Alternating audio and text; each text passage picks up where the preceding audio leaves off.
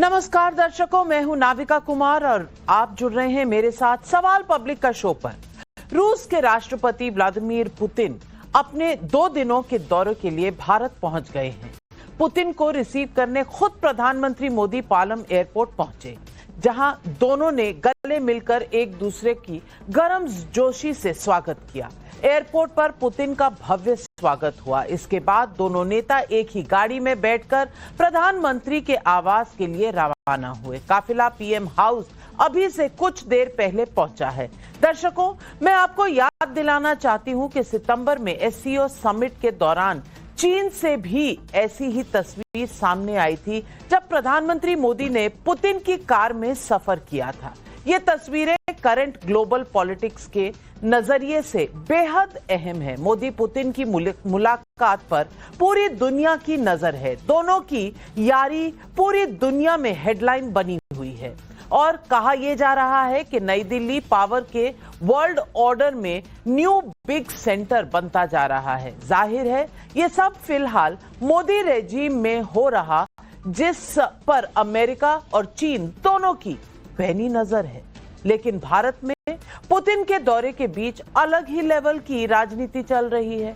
Leader of opposition Rahul Gandhi कह रहे हैं कि उन्हें पुतिन से मिलने नहीं दिया जा रहा। विदेशी मेहमानों से उन्हें मोदी नहीं मिलने देते क्योंकि नेता प्रतिपक्ष का नजरिया सरकार से अलग होता है।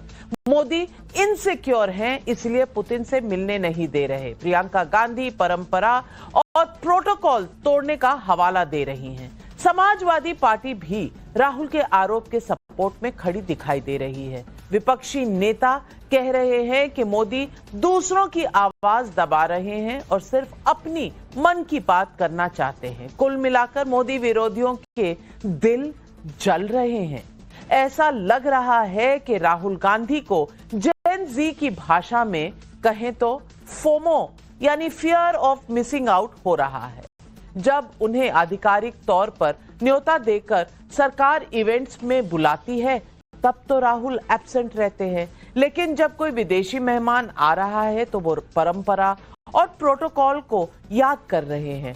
कह रहे हैं कि विपक्षी नेताओं को विदेशी मेहमानों से मिलने देना चाहिए क्योंकि वो एक अलग पर्सपेक्टिव देते हैं। 100% सही बात है भाई, लेकिन कांग्रेस पार्टी ये वीडियो कैसे भूल गई? एआई का इस्तेमाल करके प्रधानमंत्री को इंटरनेशनल फोरम पर चाय बेचने वाला दिखाकर उन पर पर्सनल अटैक करना। उसमें एआई के जरिए जोर जोर से आवाज डाली गई कि चाय बोलो, चाय चाहिए।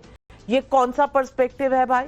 ऑपरेशन सिंदूर के वक्त भारत के विदेश मंत्री को पाकिस्तान का मुखबिर बताना, ये कौन सा पर्सपेक्टिव था? ट्रंप के सीज फायर वाला मनगढ़ंत नैरेटिव को नरेंद्र सरेंडर कहकर मजाक उड़ाने की कोशिश करना, यह कौन सा पर्सपेक्टिव था? ट्रंप ने कहा भारत की इकोनॉमी डेड है तो राहुल गांधी ने उनकी हां में हां मिला दी, यह कौन सा पर्सपेक्टिव था? वैसे बात सिर्फ यही खत्म नहीं हुई। विपक्ष का एक धड़ा पुतिन से मिलने को बेताब है तो दूसरी तरफ उनके ही साथी आम आदमी पार्टी के नेता सौरभ भारद्वाज पुतिन के स्वागत की तैयारियां को चापलूसी बता रहे हैं। मतलब गजब है भाई, गाली और ताली वो भी एक साथ। ऐसे में सवाल पब्लिक का है कि बड़े बड़े इवेंट में निमंत्रण के बाद भी गायब रहने वाले leader of opposition Rahul Gandhi की पुतिन से मिलने की मांग कितनी जायज है? ये सवाल आज पब्लिक का है।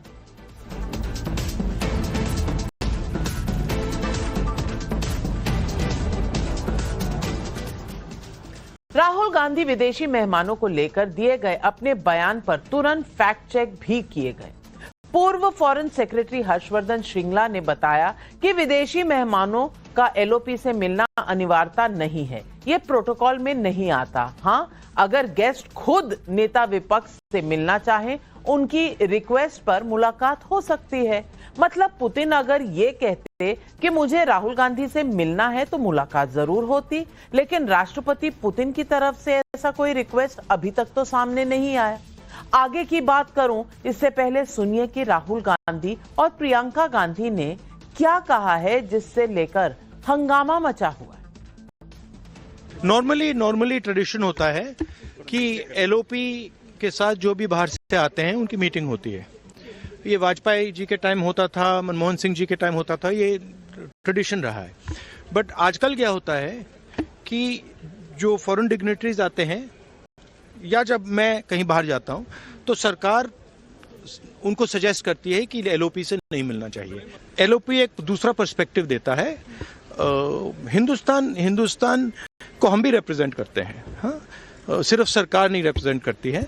तो सरकार नहीं चाहती कि ऑपोजिशन के लोग बाहर के लोगों से मिले। Thank you. नहीं चाहते इनसिक्योरिटी है।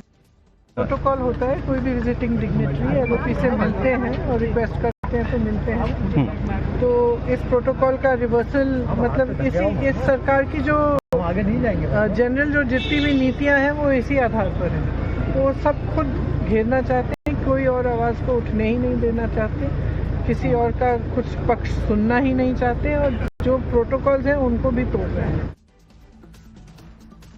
पुतिन से मुलाकात पर राहुल गांधी परंपरा की बात कर रहे हैं, प्रोटोकॉल की बात कर रहे हैं, वाजपेयी और मनमोहन सिंह का समय याद दिला रहे हैं। लेकिन मनमोहन सिंह के प्रधानमंत्री रहते कैसे सोनिया गांधी के सुपर पीएम के तौर पर काम करने की बात सामने आती है तो ये सबको याद है। 2008 में चीन में हुए ओलंपिक खेलों में सोनिया गांधी और गांधी परिवार को बुलाया गया, लेकिन प्रधानमंत्री मनमोहन सिंह को न्योता तक नहीं दिया गया। प्रोटोकॉल की बात तो तब भी लागू होती है जब गणतंत्र दिवस, स्वतंत्रता दिवस, उपराष्ट्रपति और चीफ जस्टिस के शपथ ग्रहण में निमंत्रण के बावजूद राहुल गांधी इन कार्यक्रमों से गायब रहते हैं। राष्ट्र राजनीति से ऊपर था और है और ऐसा हमेशा रहेगा। ये बात अगर राहुल गांधी सत्ता को समझा रहे हैं तो इसमें कुछ गलत नहीं है। विपक्ष का काउंटर नैरेटिव भी उतना ही जरूरी है जितना सरकार का पक्ष, लेकिन कथनी और करनी में अगर फर्क हो तो सवाल तो उठेंगे ही। राहुल गांधी जब विदेशों में जाकर ये कहते हैं कि लोकतंत्र के रक्षक यूरोप और अमेरिका भारत में लोकतंत्र की स्थिति पर क्यों चुप हैं, तो वो कौन सा काउंटर नैरेटिव खड़ा करना चाहते हैं और ये कौन सा प्रोटोकॉल है? विदेशी धरती पर जब वो कहते हैं कि भारत एक निष्पक्ष जगह नहीं है या भारत चीन जैसी वैश्विक शक्ति नहीं बन सकता, तो वो कौन सा दूसरा पर्सपेक्टिव है देश के सामने जो वो पेश कर रहे होते हैं?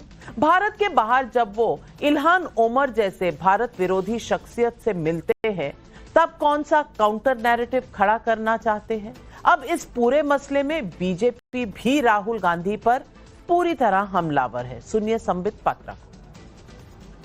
राहुल गांधी जी का कहना है कि जब दूसरे विदेश के लीडर हमारे साथ मिलेंगे, बातचीत करेंगे तो they will have a second opinion about India. जिस पर्सपेक्टिव को लेकर वो विदेश में बोलते हैं कि भारत का जो इकोनॉमी है वो डेड इकोनॉमी है, भारत में कोई डेवलपमेंट नहीं हो रहा है, भारतवर्ष में ऑपरेशन सिंदूर को लेकर जिस प्रकार की बात राहुल गांधी जी ने कही है, जिस प्रकार से उन्होंने कहा कि जो भारत की सरकार है, जिस पार्टी की सरकार है, वो और मुस्लिम ब्रदरहुड एक जैसे हैं, is this the perspective that he wants to present to the world? क्या यही पर्सपेक्टिव है भारतवर्ष का जिसे वो रखना चाहते हैं? राहुल गांधी दावा कर रहे हैं कि उन्हें फॉरेन गेस्ट से मोदी नहीं मिलने देते। तो दर्शकों, मैं आपको एक एक तस्वीर के जरिए ये दिखा देती हूं कि पिछले एक साल में ही राहुल गांधी और विपक्षी नेता आधिकारिक तौर पर कौन कौन से विदेशी नेताओं से मिल चुके हैं। 10 जून 2024 को राहुल और सोनिया और प्रियंका बांग्लादेश की तत्कालीन प्रधानमंत्री शेख हसीना से मिले। 1 अगस्त 2024 को सोनिया गांधी और मल्लिकार्जुन खड़गे वियतनाम के प्रधानमंत्री फाम मिन से मिले। 21 अगस्त 2024 को वो मलेशिया के प्रधानमंत्री अनवर इब्राहिम से मिले। 16 सितंबर इसी साल में राहुल गांधी और सोनिया मॉरिशस के प्रधानमंत्री नवीन चंद्र रामगुलाम से मिले। 8 मार्च 2025 को वो न्यूजीलैंड के प्रधानमंत्री क्रिस्टोफर लक्सन से मिले और 19 मार्च 2025 को वो नॉर्वे के विदेश मंत्री एस्पेन बार्थ ईडे से मिले। मुलाकात की तस्वीरें हैं, ये डेट्स हैं और वो भी साल भर के अंदर अंदर की।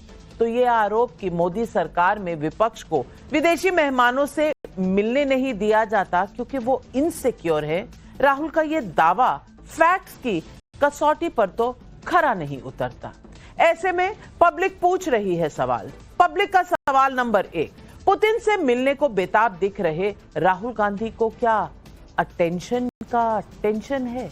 यही सवाल आज पब्लिक पूछ रही है।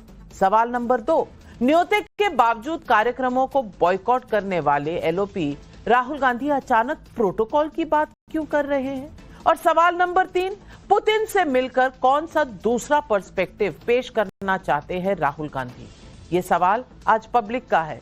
और सवालों के जवाब देने के लिए आज हमारे साथ जुड़ रहे हैं बीजेपी के राष्ट्रीय प्रवक्ता सिद्धार्थ यादव, करण वर्मा, राजनीतिक विश्लेषक मेरे साथ स्टूडियो में, डॉक्टर सुधा मिश्रा, नेता है कांग्रेस पार्टी की, अनुराग भदौरिया जी प्रवक्ता हैं समाजवादी पार्टी के, प्रियंका भारती जी प्रवक्ता हैं आरजेडी की, सोमनाथ भारती जी नेता हैं आम आदमी पार्टी के, पूर्व मंत्री हैं।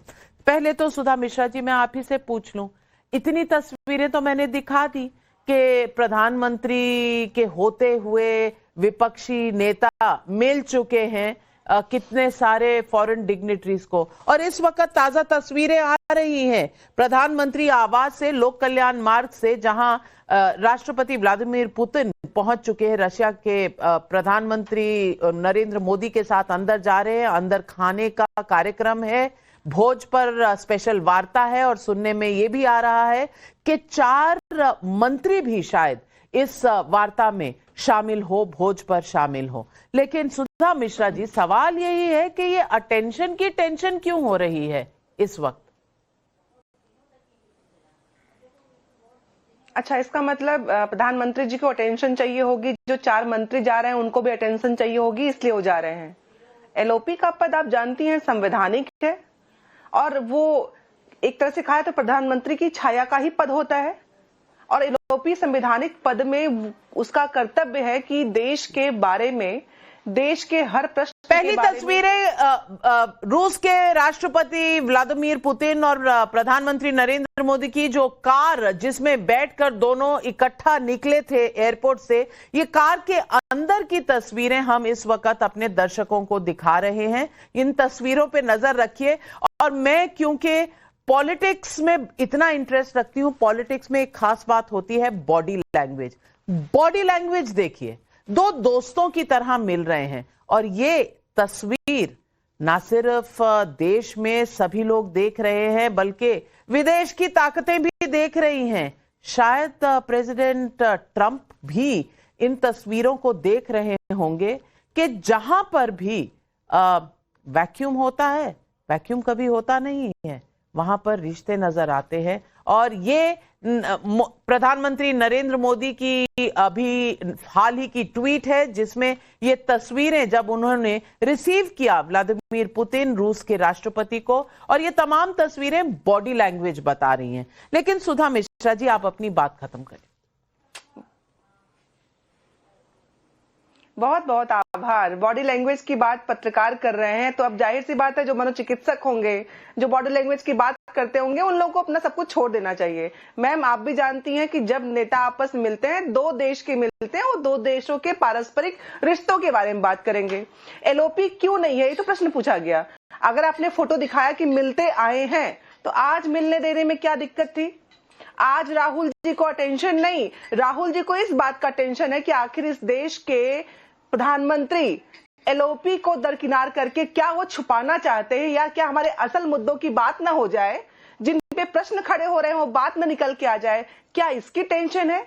क्या इस अटेंशन को बचाने के लिए एलओपी को नहीं मिलने दिया जा रहा है? क्या बॉडी लैंग्वेज इसीलिए इतनी घबराई हुई है कि एलओपी को दरकिनार कर दो, जिससे हमारी बॉडी लैंग्वेज अच्छी दिखती रहे? क्या यही वजह है? क्या यही वजह है कि राहुल गांधी के बाकी चित्रों को लेके आज नहीं मिलने दिया रहा है? इसको आप सही साबित करने पे लगी हैं कि राहुल गांधी जी क्या करना चाहते हैं। राहुल गांधी जी अपने संवैधानिक पद का सही इस्तेमाल करके, ओहो, तो आपका कहना है जब गणतंत्र दिवस पर नहीं आते तो वो अपने पद का सही इस्तेमाल नहीं करते, जब चीफ जस्टिस की स्वेरिंग इन होती है उस पर नहीं आते तो अपने पद का सही इस्तेमाल नहीं करते, जब स्वतंत्रता दिवस पर नहीं आते तो उन्हें ये दिखाने की जरूरत ही नहीं है।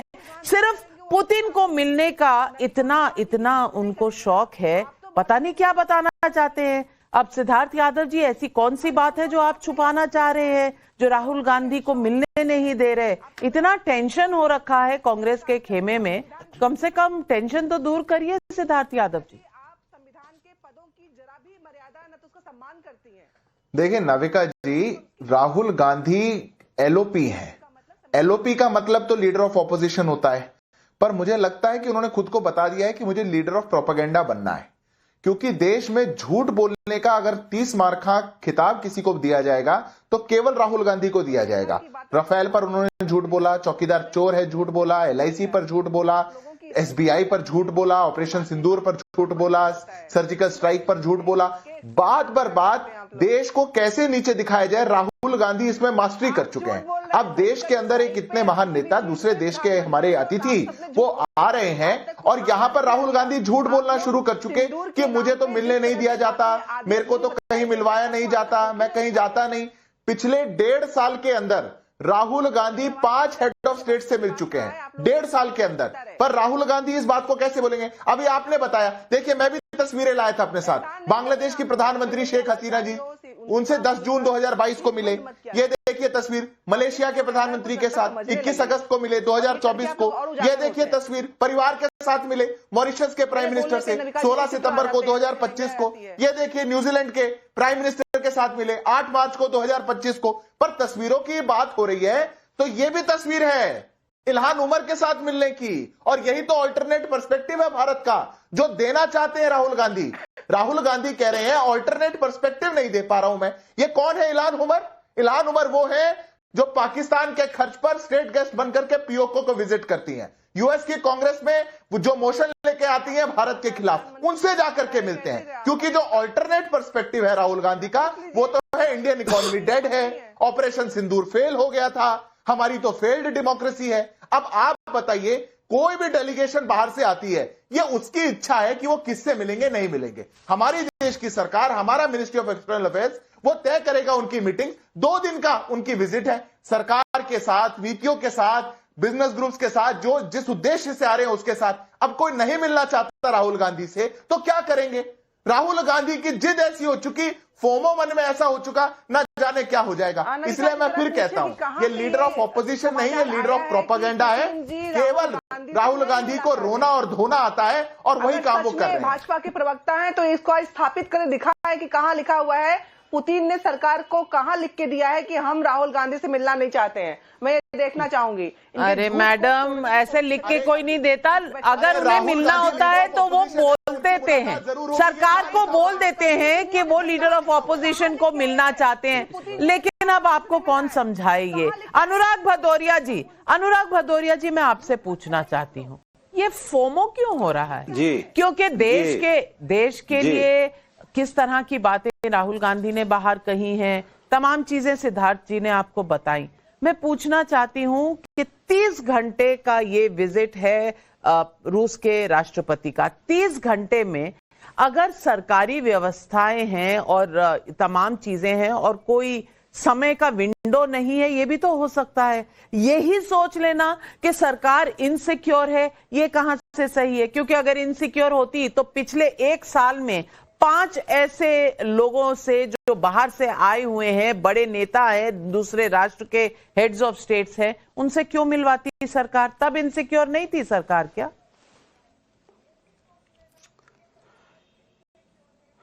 देखिए, अभी बीजेपी के प्रवक्ता कह रहे थे कि झूठ और जुमला, तो सब जानते झूठ और जुमला की सरकार कौन है, कौन बोलता है। अरे 5ही बार मिलाया था तो 6ठी बार भी मिला देते, क्या फर्क पड़ना था भाई? ऐसी क्या बात थी? फिर दूसरी बात, रसिया हिंदुस्तान से, भारत से मिल रहा है। भारत इतना शक्तिशाली देश है कि उनके राष्ट्रपति को यहां आना पड़ता है, मिलना पड़ता है। आज से नहीं, ये दोस्ती वर्षों से है, कोई आज पहली बार तो दोस्ती हुई नहीं है। रूस का और भारत का संबंध सांस्कृतिक भी रहा है, आर्थिक भी रहा है और सामाजिक रूप से रहा है और भावनाओं से भी रहा है। आज से नहीं है, वर्षों से है। तो ये बोलना गलत है कि ये संबंध भारतीय जनता पार्टी ने पैदा किया, ये नहीं, राष्ट्र ने पैदा किया, हिंदुस्तान ने पैदा किया। हिंदुस्तान का प्रधानमंत्री शक्तिशाली होता है क्योंकि हिंदुस्तान का प्रधानमंत्री है, कोई भी हिंदुस्तान का प्रधानमंत्री होगा। तो हिंदुस्तान की हिंदुस्तानियत की बात होनी चाहिए, हिंदुस्तानी की बात होनी चाहिए। दूसरी बात, अगर हमारे देश में एक राष्ट्रपति आ रहे हैं, अगर हम चाहे तो हम मिला सकते ना। एक बड़े भाई के घर में कोई आ रहा है तो ये जिम्मेदारी, चूंकि ये सांस्कृतिक, चूंकि हम सांस्कृतिक राष्ट्र की बात करते हैं, हिंदुस्तान एक सांस्कृतिक राष्ट्र है। हर जगह नियम कानून भी नहीं चलता है, क्योंकि हम सांस्कृतिक रूप से, कहीं नहीं यहां बोला जाता कि हमसे बड़ा कोई रास्ते मिल जाए तो उसके पैर छूना, ऐसा बोला जाता है? कहीं लिखा है? नहीं लिखा है ना, क्योंकि सांस्कृतिक है। अगर कोई हमारे राष्ट्र में आया है, अगर हमारी ही सरकार बोलेगी कि हमारे एलओपी है या विपक्ष के नेता, उनके साथ एक डिनर हो जाए, तो उसमें बुराई तो कुछ हो नहीं सकती ना। मुझे कोई दिक्कत नहीं है, मिलाते ना। हमारे घर में कोई आता है नाविका जी, तो हमसे मिलने कोई आता है तो हम अपने घर में अपने छोटे भाई कोई बुलाते हैं ना, मिल लो ये मेरे भाई, तो मना तो नहीं कर देता ना कि नहीं नहीं आपका छोटा भाई नहीं मिलेंगे, नहीं नहीं इनसे नहीं मिलेंगे, सिर्फ आपसे मिलेंगे, ऐसा तो नहीं करता ना। यही संस्कृति इस देश की है कि हमारे घर में कोई आता है तो हम दूसरे से भी अपने भाई से मिला देते, क्योंकि ये हिंदुस्तान, जो लोकतंत्र में एक सत्ता होता है, एक विपक्ष होता है। विपक्ष में भी 236 सीटें हैं, सत्ता के पास 240 सीटें हैं। 4 सीटों के तो कम है। 37% पे आप इस सरकार चला रहे हैं, तो और जो अनुराग भदौरिया जी, संस्कृति समझा रहे हैं आप। संस्कृति तो स्वतंत्रता दिवस, गणतंत्र दिवस, चीफ जस्टिस के समय तब भी होती है। तब तो सांस्कृतिक अपनी ड्यूटीज याद नहीं आती राहुल गांधी को। लेकिन इसके अलावा मैं बताऊं किस तरह से वो संस्कृति दिखाई कांग्रेस पार्टी ने, चाय वाला दिखाकर।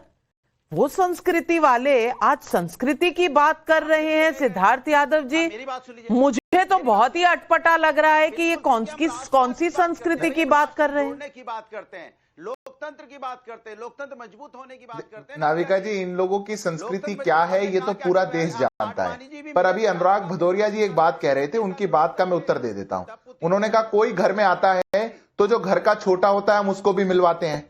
पर अगर घर में कोई छोटा ऐसा हो कि कोई भी आ जाए वो कोने में ऐसे खड़ा रहे और वो किसी को मिले नहीं, वो मुंह फुलाकर बैठा रहे और जोर जोर से पैर पटक करके रोने लग जाए और अतिथि ही कह दे कि मुझको नहीं मिलना, तो आप उसका क्या करेंगे?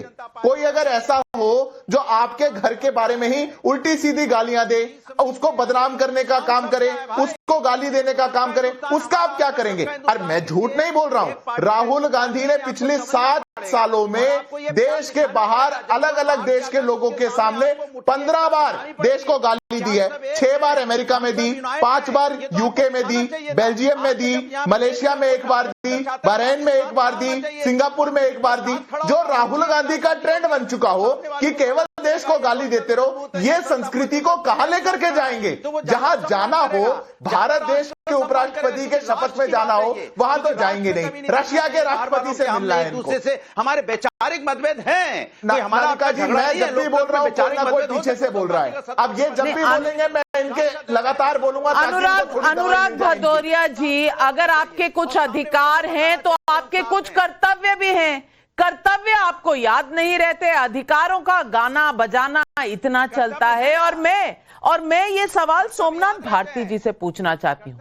आज सोमनाथ भारती जी, आप एक कानून के विशेषज्ञ हैं, आप एक लॉयर हैं, आप एक सीनियर एडवोकेट हैं। मैं आपसे पूछना चाहती हूं, देश हित में सोचिएगा, आज पार्टी और राजनीति से थोड़ा हटके मुझे ये बताइए, और एकदम कायदे, लॉजिक और ड्यूटी वर्सेस राइट की बात कर रही हूं।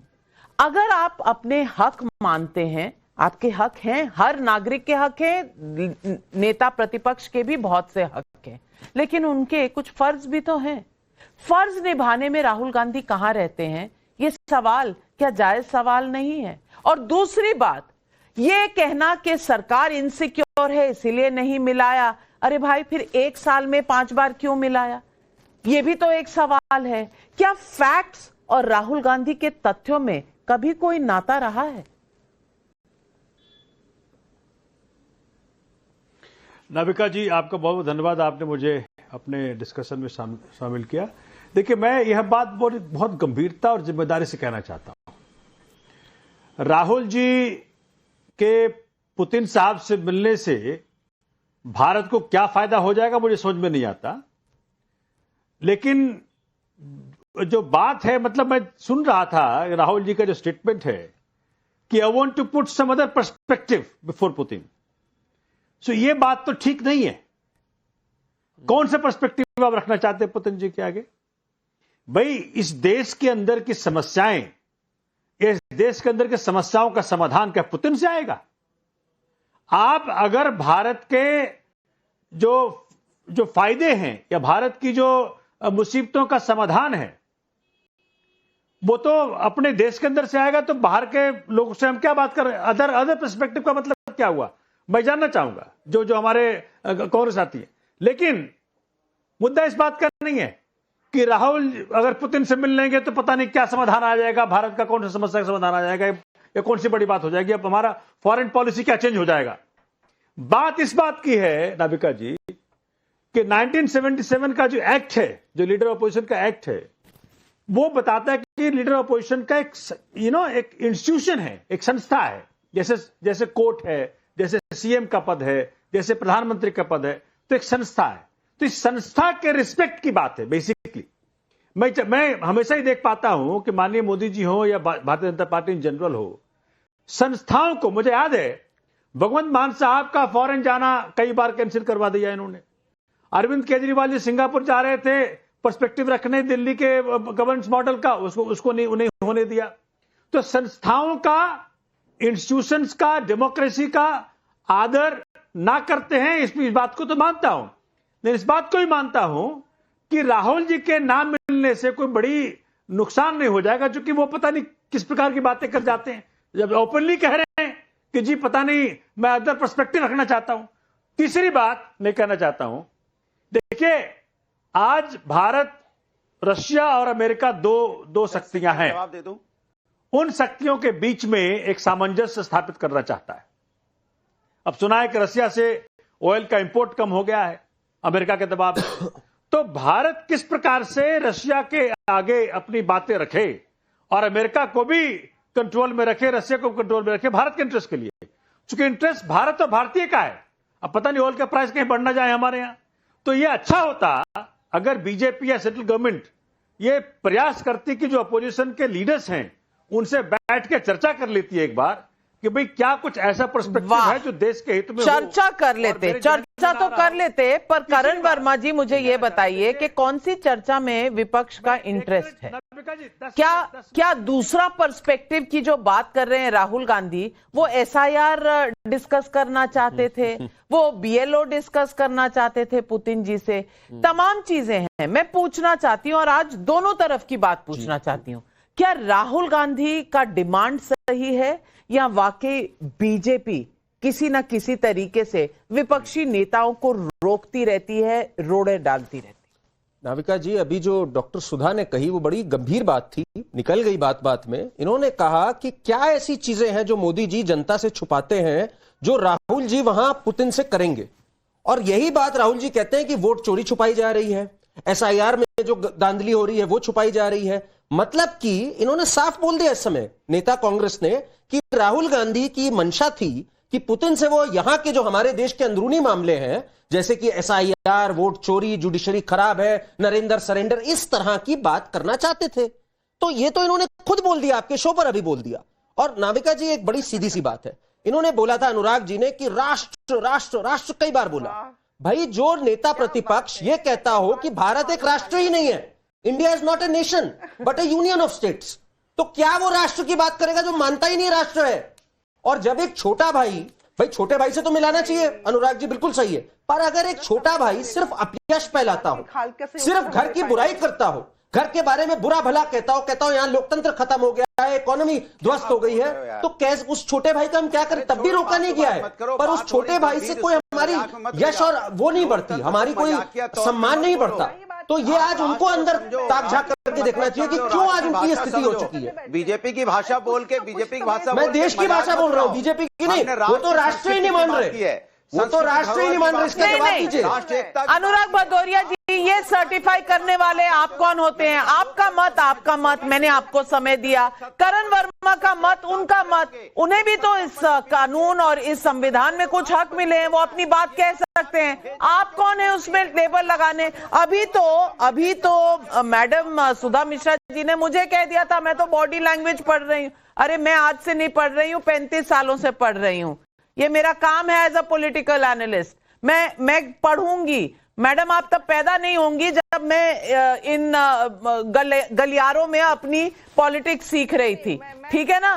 तो आप तो मुझे समझाइए मत, लेकिन प्रियंका भारती जी, मैं पूछना चाहती हूं वही सवाल जो अभी करण वर्मा ने उठाया। सवाल यह है कि कौन सा दूसरा पर्सपेक्टिव, सोमनाथ भारती जी ने भी इसकी बात की, ये कौन सा दूसरा पर्सपेक्टिव है जो आप देश से बाहर से आए लोगों को बताना चाहते हैं?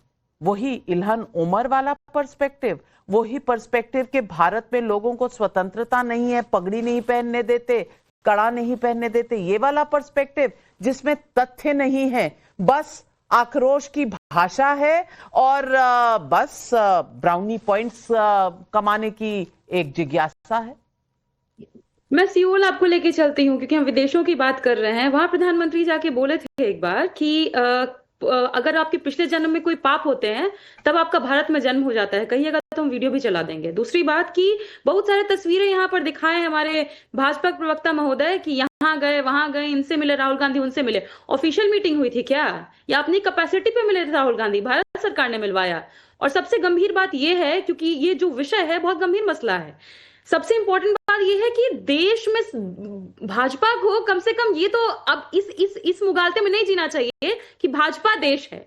भाजपा एक सत्ता में बैठी हुई पार्टी जरूर है, लेकिन वो आधा हिस्सा है, आधा हिस्सा विपक्ष है, और सत्ता पक्ष और विपक्ष मिलकर ही लोकतंत्र को मजबूत करते हैं। और जो रशिया के साथ हमारी दोस्ती है, वो इंडो सोवियत का जो फ्रेंडशिप है, उसकी नींव तो नेहरू जी ने रखी थी। जिस लेगेसी की बात पूरा विपक्ष आज कर रहा है, क्या उस लेगेसी का हिस्सा ये नहीं था कि विपक्ष में होते हुए अटल बिहारी वाजपेयी जी को बाहर भेजने वाले, यूएन में भेजने वाले राजीव गांधी जी थे, नरसिम्हा राव जी के दौरान भी वो गए। इनफैक्ट अटल बिहारी वाजपेयी जी भी इस लेगेसी को फॉलो करते थे। लेकिन प्रॉब्लम ये है ना कि तब नेताओं के दिल बड़े हुआ करते थे, अब सीना बड़ा होता है, दिल छोटा हो गया है, यही समस्या है। और मैं ये भी कहूंगी कि ये दुर्भाग्य है देश का कि हमें ये दिन देखना पड़ रहा है। बट आप मुझे ये बताइए नाविका जी कि अगर सरकार के पास इतना समय है कि मीडिया हाउसेस के सामने बिठा दिया जा रहा है पुतिन जी को, तो क्या ये मतलब, और दूसरी तरफ तो राहुल गांधी जी है जिनकी तो क्रेडिबिलिटी है भाई, जनता से चुन करके आए, उनके साथ बैठने के लिए क्यों समय नहीं? ये आप कह रही है प्रियंका भारती जी, ये आप कह रही है राहुल गांधी है तो क्रेडिबिलिटी है, बिहार के चुनाव के बाद आप ये कह रही हैं? सिद्धार्थ यादव जी, प्रियंका भारती जी को जवाब दे दीजिए। लेकिन मैं एक बात क्लियर कर दूं, ये बार बार लोग कह रहे हैं राहुल गांधी संवैधानिक पद पे हैं, मैं क्लैरिफाई कर दूं, और ये मुझे एक दर्शक ने भेजा है, वो संवैधानिक पद नहीं है। कॉन्स्टिट्यूशनल पोजीशन और स्टैट्यूटरी पोजीशन में फर्क होता है। कॉन्स्टिट्यूशनल पोजीशन वो होती है जो संविधान में लिखी होती है, स्टैट्यूटरी वो पोजीशन होती है जो पार्लियामेंट के एक्ट से आती है। पार्लियामेंट के एक्ट से एलओपी आते हैं, तो ये संवैधानिक पद नहीं है। मैं बस ये क्लैरिफाई कर रही हूं, शायद नॉलेज में इजाफा हो जाए। लेकिन सिद्धार्थ यादव जी, प्रियंका भारती जी के सवालों का जवाब दे दीजिए, और 2-4 सवाल दर्शकों के भी हैं। हिमानी प्रयागराज यूपी से पूछ रही हैं, देश के अहम कार्यक्रमों से गायब रहने वाले राहुल गांधी अब रूसी राष्ट्रपति पुतिन से मिलने को क्यों बेचैन नजर आ रहे हैं?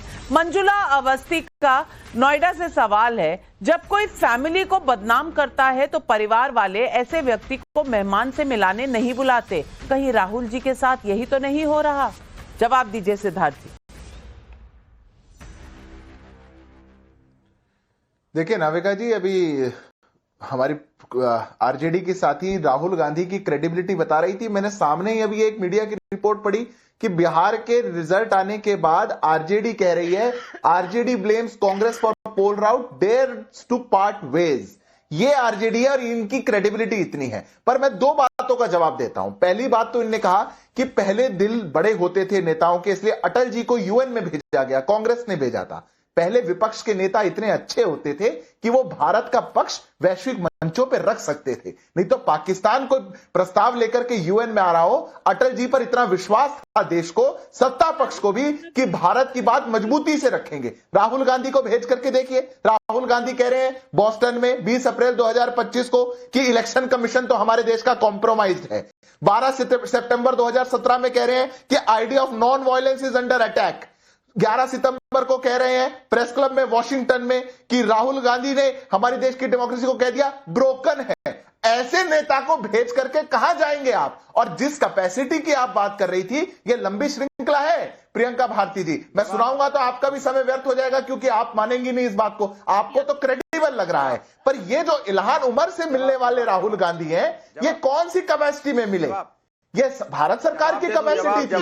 जो नेता कांग्रेस, यूएस कांग्रेस के अंदर भारत के खिलाफ प्रस्ताव लेकर के आए, अपनी विजिट में राहुल गांधी जाकर के उस नेता के साथ चाय पिए और मीटिंग करें। अरे ये तो भारत सरकार की कोई नीति नहीं रही, ये राहुल गांधी की नीति है। और मैं आपको एक बात बहुत स्पष्टता के साथ कहता हूं, there are no two perspectives about India.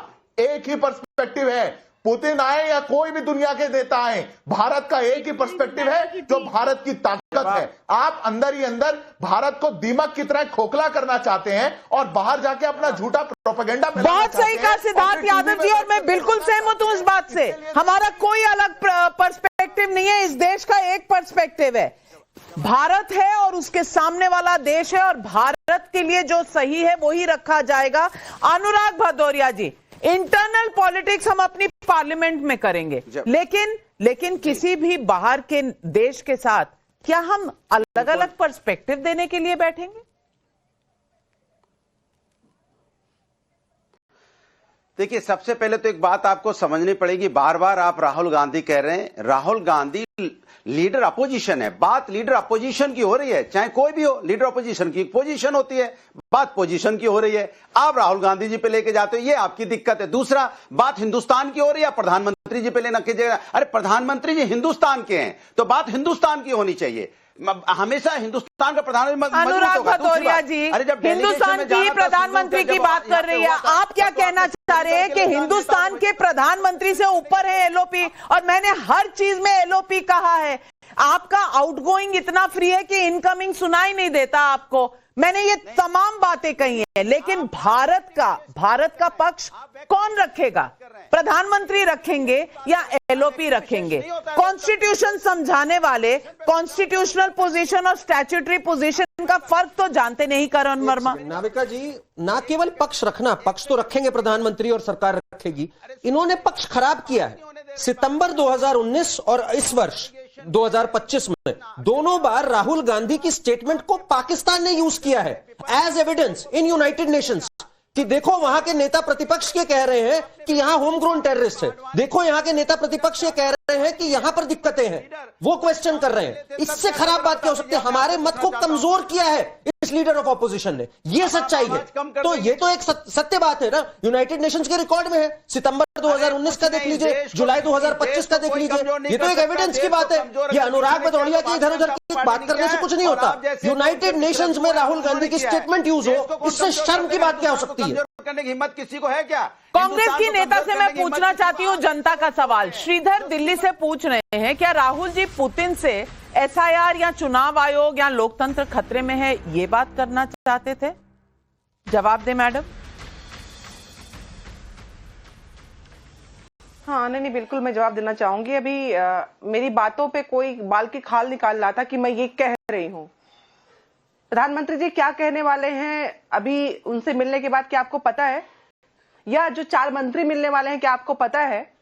मतलब अपने हिसाब से ये बना के प्रोपेगेंडा कि यही बात करने वाले थे, यही बात करते हैं। अगर इस तरह की बातें की जाए तो पाकिस्तान की मीडिया ने सबसे ज्यादा जिन न्यूज को यूज किया है वो भाजपा के जो भाजपा के नेता है उनको यूज करते हैं।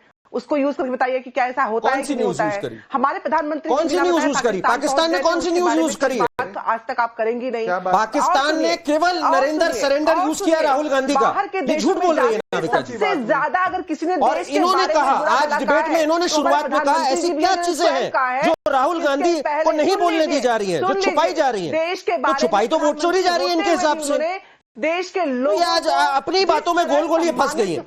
सुधा मिश्रा जी, अब आपको देश की जनता को कन्विंस करना है। और मैं दोबारा कहती हूँ कि 30 घंटे के सफर में कितनी मीटिंग्स हो सकती हैं, ये एक प्रैक्टिकल इशू भी होता है, लेकिन तिल का ताड़ बनाया जा रहा है, इसे कैसे समझाया जाए? मनीष मेहरोत्रा लखनऊ से पूछ रहे हैं, रूसी राष्ट्रपति को पुतिन से मिलने के लिए अपना एलओपी का पद याद आ रहा है, लेकिन उपराष्ट्रपति और सुप्रीम कोर्ट के मुख्य न्यायाधीश की शपथ ग्रहण में समारोह के समय वो एलओपी नहीं थे क्या? ये सवाल जायज है कि नहीं है? सोमनाथ भारती जी जवाब दें।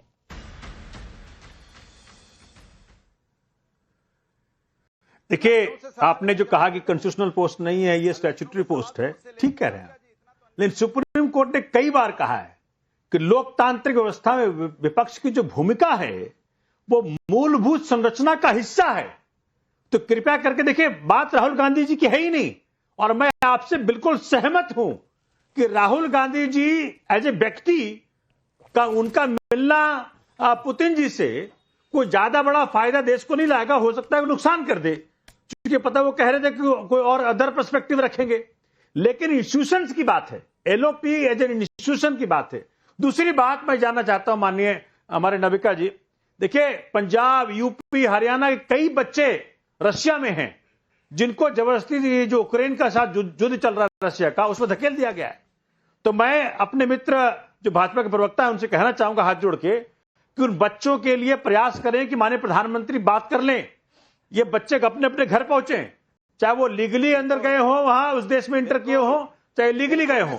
वो बच्चे जो वहां युद्ध में जबरदस्ती उनकी इच्छा के विरुद्ध धकेल दिया गया है, वो बच्चे घर आ जाएं, ये मैं हाथ जोड़ के विनती करना चाहता हूं माननीय मोदी के जरिए। ये पूरा देश चाहता है। सोमनाथ भारती जी, आपने बहुत सही मुद्दा उठाया है। सिद्धार्थ यादव जी जवाब दीजिए।